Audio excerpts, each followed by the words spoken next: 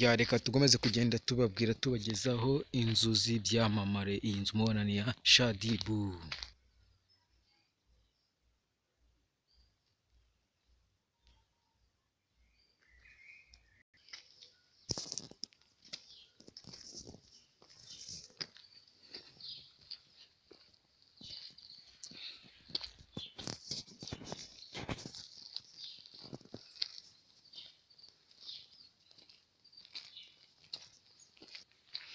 Ya ni wundi ni kwa kundi muba muri kumwe nyine na wa musore wanyu, akaba abagenda abagezaho utuntu n'utundi.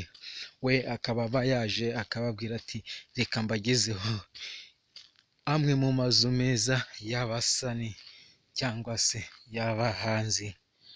Aha tukaba tugiye kubereka ahangaha ho ni kwa umusore mwitwa Kevin, bamwita Kevin.